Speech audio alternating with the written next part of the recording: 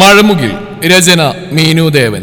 അവതരണം ഷാഹുൽ മലയിൽ. എഡിറ്റിംഗ് ഷെരീജ് പൂനൂർ. നിർമ്മാണം PNR ക്രിയേഷൻസ്. രാത്രി കിടന്നിട്ടും ഋഷിക്ക് ഉറക്കം വരുന്നുണ്ടായിരുന്നില്ല.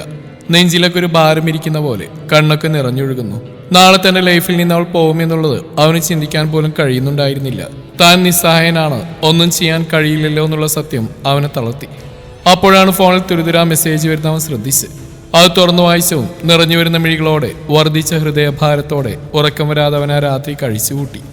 പിറ്റേന്ന് വക്കീൽ ഓഫീസിൽ ആദ്യമെത്തിയത് മുത്തിയും ആദ്യം മനുവുമാണ്. ദിയും ഉണ്ണിയും ഉണ്ട് കൂടെ. ഋഷി അവൻ ഏർപ്പാടാക്കിയ വക്കീലിന്റെ കൂടെ വരുമെന്ന് അറിയിച്ചിട്ടുണ്ട്. താൻ അവളുടെ ചെറിയച്ഛന്റെ കൂടെയാണ് വരുന്നതെന്ന് പറഞ്ഞുകൊണ്ട് ഇവരാദ്യം പോകുന്നു. കുറച്ചു കഴിഞ്ഞപ്പോൾ തനുവിന്റെ ചെറിയച്ഛന്റെ ബെൻസ് കാർ അങ്ങോട്ട് ഒഴുകിയെത്തി. അതിൽ നിന്ന് അയാളും രാഹുലും ഇറങ്ങി. തനു കൂടെ ഉണ്ടായിരുന്നില്ല. മുത്തിയും ആദ്യമെല്ലാം അവളെ എവിടെയെന്ന ഭാഗത്തിൽ പരസ്പരം നോക്കി. അവരെല്ലാവരും പുച്ഛത്തോടെ നോക്കിക്കൊണ്ട് മാനവ് മൽഹോത്ര അകത്തേക്ക് വന്നു. മനു ആദ്യമെല്ലാം അയാളെ കണ്ട് ദേഷ്യം കടിച്ചു പിടിച്ചുകൊണ്ട് നിൽക്കുകയാണ്. അയാളുടെ കണ്ണുകൾ ചുറ്റും ഋഷിക്കും തനുവിനുമായി പരതി. നിരാശയായിരുന്നു ഫലം.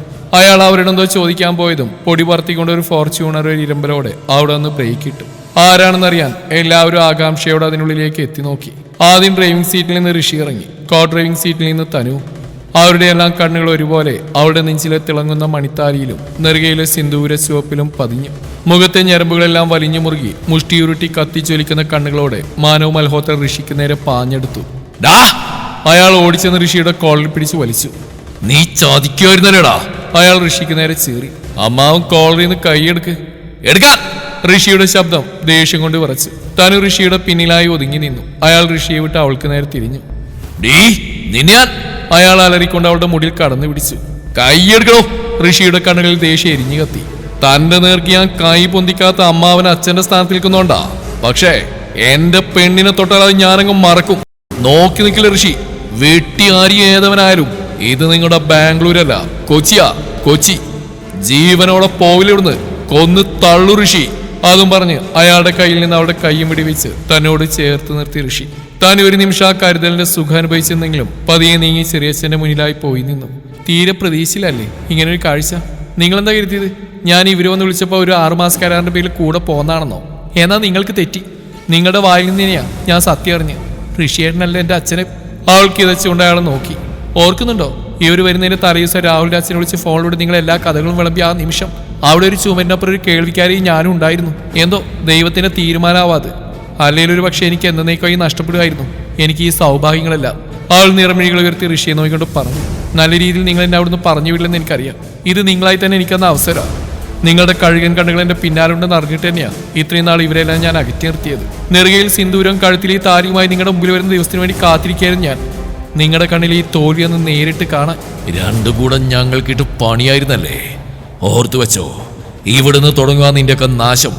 മാനവ് മൽഹോത്രയാ പറയുന്നത്. രണ്ടിനെയും കൊന്നുതള്ളിയിരിക്കും. U pastors! ഇന്നത്തോടെ തീർത്തിരുന്നുണ്ട് രണ്ടിനെയും. രാഹുൽ ചീറിക്കൊണ്ട് ഋഷിയുടെ കോളറിന് കടന്നു പിടിച്ചതേ ഓർമ്മയുണ്ടായുള്ളൂ. ചെവിയൊക്കെ മൂളുന്ന പോലെ, മാലപ്പടക്കം പൊട്ടുന്ന പോലെ നിർത്താതെ തല്ലി ചതച്ചു ഋഷി. നോക്കി നിൽക്കുന്നവർക്ക് പോലും ഇങ്ങനെയൊക്കെ ഒരാളെ തല്ലാമോ എന്ന അവസ്ഥയായി പോയി. അടിച്ചുടച്ച് ചവിട്ടിക്കൂട്ടി ഇഞ്ച പരുവാക്കിയിട്ടുണ്ട്. അടിയേറ്റ് നിലത്തി വീണ അവന്റെ അടുത്ത് മുട്ടുത്തിരുന്ന് ആ കോളറിൽ പിടിച്ചുലച്ച് ഋഷി.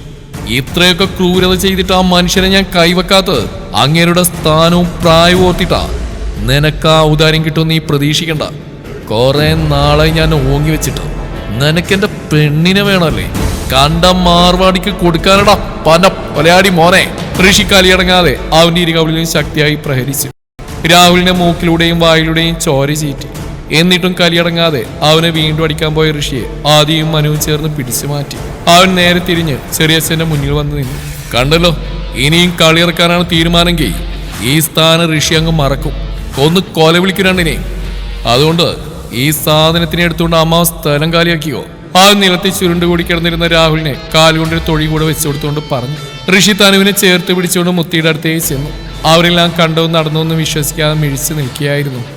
ഋഷിയും തനുവും നടന്നൊന്നും ഇപ്പോഴും വിശ്വസിക്കാൻ പറ്റാതെ നിൽക്കുന്ന മുത്തിയുടെ കാലിൽ തൊട്ട് വണങ്ങി അനുഗ്രഹം വാങ്ങിച്ചു.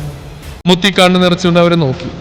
ഈ സമയത്ത് ചോദിക്കാൻ പാടുണ്ടോന്ന് അറിയില്ല, എന്നാലും മുത്തി വിരുമ്പിക്കൊണ്ട് ഋഷിയോട് പറഞ്ഞു. അവൻ എന്താണെന്നുള്ള ഭാവത്തിൽ അവരെ നോക്കി.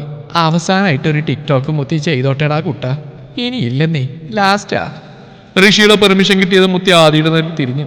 ആദിക്കുട്ട, ഈ ഒളിച്ചോടി കല്യാണം കഴിക്കുന്നവർക്ക് ടിക്ടോക്കിൽ ദേശീയഗാനം ഉണ്ടല്ലോ, അതെന്തുവാ? കൊട്ടും കുറവ് ആളുകളിൽ പെണ്ണ ആളെ. ആ അത് തന്നെ. പാട്ട് പ്ലേ ആക്കി ഋഷിയെയും തനിവിനെയും കൊണ്ട് അഭിനയിപ്പിച്ചും കൂടിയാണ് മുത്തി അവരെ വിട്ടത്. എല്ലാവരും കൂടെ നേരെ വീട്ടിലേക്കാണ് പോയത്. മുത്തിയും തീയും കൂടെ ആരതി ഒഴിഞ്ഞ് വിളക്ക് കൊടുത്ത് തനുവിനെ കൈപ്പിടിച്ച് കയറ്റി. പിന്നെ എല്ലാവരും ഋഷിയെയും തനുവിനെയും പൊതിഞ്ഞു. അല്ല, ഇതൊക്കെ രണ്ടും കൂടി എങ്ങനെയാ സെറ്റാക്കിയെന്നറിയണ്ടേ? മുത്തിയാണ് ചോദ്യം തുടങ്ങി വെച്ച്. അല്ല ഋഷി കൂട്ടാ, നമ്മൾ ഒരുമിച്ച് ഇറങ്ങിയപ്പോൾ നീ വക്കീലിനെയും കൊണ്ട് വന്നോളാന്ന് പറഞ്ഞ് ഇതിനായിരുന്നോടാ? ഒരു വാക്ക് പറഞ്ഞിരുന്നെങ്കിൽ ഞങ്ങളൊക്കെ വരുമായിരുന്നില്ലടാ മോനെ. കൊച്ചുമോന്റെ കെട്ട് കാണാനുള്ള ഭാഗ്യം പോലും ഉണ്ടായില്ല. അതിന് മുത്തി വിഷമിക്കണ്ട, ഞാനുണ്ടല്ലോ. എന്റെ കെട്ട് കണ്ണുനിറച്ച് കാണാൻ മുത്തിക്ക്. ആദ്യമാണ് നീ ആദ്യം മൊട്ടേന്ന് വിരിയട്ടെ കേട്ടോ, അപ്പൊ ഞാൻ പറയാം. ഋഷി നീ പറയടാ. അത് പിന്നെ അങ്ങനെയായിരുന്നെങ്കിൽ നിങ്ങളെയൊന്നും ഞെട്ടിക്കാൻ പറ്റില്ലല്ലോ. അതിൽ ഞങ്ങൾ ആരോടും പറയാതെ പോയി കെട്ടിയത് അല്ലേരി? ഋഷി തനുവിനെ നോക്കി കണ്ണടച്ച് കാണിച്ചുകൊണ്ട് പറഞ്ഞു. എന്നാലും ഇടഞ്ഞി നിന്നിരുന്ന തനുമോളെങ്ങനെ സമ്മതിച്ചു? ഒരു പിടുത്തവും കിട്ടുന്നില്ലല്ലോ. മുത്തി തൻ്റെ അടുത്തിരുന്ന തനുവിനെ സംശയത്തോടെ നോക്കി. സത്യങ്ങളൊക്കെ ഞാൻ ആദ്യമേ മനസ്സിലാക്കിയതാ മുത്തി. പക്ഷെ എന്നോട് ആദ്യമേ ഒന്നും തുറന്നു പറയാത്തതിന് ഋഷിയുടെ ചെറിയ ഡോസ് അതാ ചാടിയിട്ട്. പിന്നെ നമ്മൾക്ക് ചുറ്റും ചെറിയ ചില ആളുകൾ എപ്പോഴും ഉണ്ടാകും. ആ ഒരു പേടി ഉള്ളിലുണ്ട്. എന്ന് ചെയ്യാൻ മടിക്കാത്തവരാ. പിന്നെ ഇന്നലെ രാത്രി എന്നിട്ട് ഉറക്കം വരാതായപ്പോൾ ഋഷിയുടെ അവസ്ഥ കൂടി ആലോചിച്ചപ്പോൾ സഹിച്ചില്ല. അത് അപ്പം തന്നെ കാര്യങ്ങളെല്ലാം പറഞ്ഞ് ഋഷിയുടെ ഫോണിലേക്ക് മെസ്സേജ് വിട്ടു. അവളെല്ലാവരെയും മാറി മാറി നോക്കിക്കൊണ്ട് പറഞ്ഞു. ഈ മെസ്സേജ് പണ്ടയച്ചൂടായിരുന്നു. ഈ 6 മാസം വേസ്റ്റ് ആയിക്കൊണ്ട് വല്ല കാര്യം ഉണ്ടായോ? വലിയ ബുദ്ധിയില്ലാത്ത കുട്ടിയാണല്ലേ? ആദ്യം ചോദ്യപാത്രത്തിൽ അവളെ നോക്കി. അതെന്റെ റിവേഞ്ച്. ഞാൻ ഈ വീട്ടിലുണ്ടായിട്ട് ഇത്രയും നാൾ നിന്റെ ചേട്ടൻ ഈ രഹസ്യങ്ങൾ എന്നോട് പറഞ്ഞില്ലല്ലോ. ഓ, അതിനുള്ള ശിക്ഷയായി കണ്ടാൽ മതി. അപ്പൊ കുറച്ച് ഇവർ അനുഭവിക്കട്ടെ എന്ന് വെച്ചു. അതാ ഋഷിയുടെ സത്യം പറയാൻ വരുമ്പോഴെല്ലാം ഞാൻ ഒഴിഞ്ഞു മാറിയത്. അല്ലാതെ ആൾ മനുവിനെ ഋഷിയെ നോക്കിക്കൊണ്ട് പറഞ്ഞു. എന്തായാലും പൊളിച്ച് ഋഷിയേട്ടൻ. അയാൾ അടിച്ച് അട്ടത്തിയേറ്റ് വായിൽ പന്നിപ്പടക്കം പൊട്ടിച്ച പോലെയായി. ആ രാഹുലിന്റെ അവസ്ഥ ആലോചിക്കുമ്പോഴാ വ്യാപം. ഇനി എഴുന്നേറ്റടക്കം തോന്നില്ല. ആദ്യം ആവേശം കൊണ്ട് ഇത് നമുക്കൊന്ന് ആഘോഷിക്കണം. ഇന്ന് ഋഷിയേട്ടന്റെ ചെലവ്. ഉണ്ണി പറഞ്ഞതും എല്ലാവരും അതിനെ പിന്താങ്ങി. അപ്പോഴാണ് മനു ഒന്നും പറയാൻ കുറച്ച് മാറി നിൽക്കുന്ന എല്ലാവരും ശ്രദ്ധിക്കുന്നത്. അല്ലെങ്കിൽ കലവിലടന്ന് ബഹളാവുമല്ലോ. ഇന്ന് എന്തു പറ്റിയോ എന്തോ. എന്താടാ വെള്ളത്തിൽ വീണ കോഴിയെ പോലെ നിൽക്കുന്നത്? നിന്റെ വല്ലതും കളഞ്ഞു പോയോടാ? മുത്തി അവന് നേർക്കൊരു അമ്പ് തൊടുത്തെങ്കിലും പതിവ് പോലെ തിരികെ വന്നില്ല. മനു പതിയെ നടന്ന് മുത്തിയുടെ മുന്നിലായി വന്ന് മുട്ടുകുത്തിയിരുന്നു. എന്താടാ? മുത്തി അവനെ തഴുകൊണ്ട് ചോദിച്ചു. എനിക്കൊരു ഇഷ്ടമുണ്ട്, അത് ഞാനൊരാളോട് പറഞ്ഞിട്ടുണ്ട്. മനസ്സറിഞ്ഞ് മുത്തി നടത്തി തരണം. അവൻ മുത്തിയുടെ 2 കൈയും കൂട്ടിപ്പിടിച്ചുകൊണ്ട് പറഞ്ഞു.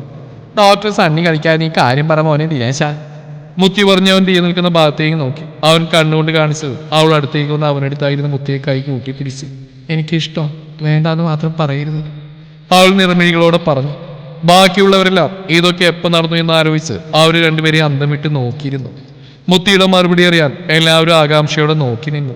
ഇതിൽ എനിക്കൊന്നും പറയാനാവില്ല മനുക്കുട്ട. ഋഷിയും നീ എനിക്ക് ഒരുപോലെയാ. ഒരു വേർതിരിവും ഞാൻ കാണിച്ചിട്ടില്ല. ദിയയുടെ അച്ഛൻ്റെയും അമ്മയുടെയും തീരുമാനം ഇതിൽ പ്രാധാന്യം. അവർക്ക് സമ്മതമാണെങ്കിൽ അവളെ നിനക്ക് തരുന്നതുകൊണ്ട് എനിക്ക് യാതൊരുവിധ കുഴപ്പമില്ല. മതി, അത് മതി. അവർ ചോദിക്കുമ്പോൾ നന്നായിട്ടൊന്ന് പൊക്കി കൊടുത്താൽ മതി എന്നെ. മുത്തിയുടെ നിന്ന് ഗ്രീൻ സിഗ്നൽ കിട്ടിയതും മനുവും ദിയ ഹാപ്പിയായി. പിന്നെ അവരുടെ ശ്രദ്ധ രണ്ടറ്റത്ത് നിന്ന് കണ്ണിലൂടെ ഹൃദയം കൈമാറുന്ന തനുവിലെ ഋഷിയിലും പതിഞ്ഞു. പാവങ്ങൾ വന്നിട്ട് ഇത്ര നേരമായിട്ട് ഒരുമിച്ച് സമയം കിട്ടിയിട്ടില്ല. കുറെ കാര്യങ്ങൾ അങ്ങോട്ടും ഇങ്ങോട്ടും പറഞ്ഞു തീർക്കാനുള്ളതാണ്. സാഹചര്യം ഇതായതുകൊണ്ട് കണ്ണുകൾ കൊണ്ട് കഥ പറഞ്ഞ് അഡ്ജസ്റ്റ് ചെയ്യുന്നു. ആ പെണ്ണിനെ നോക്കി ദഹിപ്പിക്കാതെ കുറച്ചു നേരം കൂടെ ഒക്കെ വെയിറ്റ് ചെയ്യാൻ കേട്ടാ. ഋഷിയുടെ കുറുക്കൻ കോഴിക്കോട്ടിലേക്ക് നോക്കുന്ന പോലെ നോട്ടം കണ്ട് മനു അവനിട്ടൊന്ന് താങ്ങി. ആടാ നീ എനിക്കിട്ടുണ്ടാക്കല്ലേ, ഞാൻ എൻ്റെ പെണ്ണിനെ നോക്കും ചിരിക്കും. വേണയിൽ ഇങ്ങനെ പൊക്കിയെടുത്ത് കൊണ്ടുപോവുകയും ചെയ്യും. പറയിൽ അവിടെ അടുത്തേക്ക് വന്ന് തനുവിനെ കൈകൾ കോരിയെടുക്കലും കഴിഞ്ഞ ഋഷിയുടെ കഷ്ടകാലത്തിനോ അവരുടെ നല്ല കാലത്തിനോ എന്തോ ആ സമയത്ത് തന്നെ കോളിംഗ് ബെല്ലിന്റെ ശബ്ദം കേട്ടു. ഏതവനാണ് എന്തോ ഈ നേരത്ത്. ഋഷി മോഹഭംഗം സംഭവിച്ച മനസ്സോടെ അവളെയും താഴെ നിർത്തി പിറുപിറുത്ത് കൊണ്ടുപോയി ഡോർ തുറന്നു. കേണലങ്കിളാണ്. കൂടെ ആരൊക്കെയുണ്ട്, കുടുംബക്കാരാണെന്ന് തോന്നുന്നു. കേളവന് വരാൻ കണ്ട ഒരു സമയം. അയാളെ കണ്ടത് ഋഷി നിന്ന് പിറുപിറുത്തു. അപ്പോഴേക്കും എല്ലാവരും അങ്ങോട്ട് വന്നിരുന്നു. മുത്തി കേണലങ്കിളിനെ കണ്ടത് നാണിച്ച് നോക്കുന്നുണ്ട്. അങ്കിൾ എന്താ ഈ വഴിക്ക്, അകത്തേക്ക് വാ. ഋഷി പറഞ്ഞതും കേണലങ്കിളും ഫാമിലി അകത്തേക്ക് വന്നു. എല്ലാവരും കാര്യം മനസ്സിലാവാതെ പരസ്പരം നോക്കി. വളച്ചിട്ടില്ലാതെ കാര്യം പറയാലോ, നിങ്ങളുടെ മുത്തിനെ ഞങ്ങൾക്ക് തരുമെന്ന് ചോദിക്കാമെന്നാ ഞങ്ങള്. അങ്കിളുടെ മകൻ ഋഷിയുടെ മുമ്പിൽ വന്നിട്ട് ചോദിച്ചു. തരുമെന്നോ?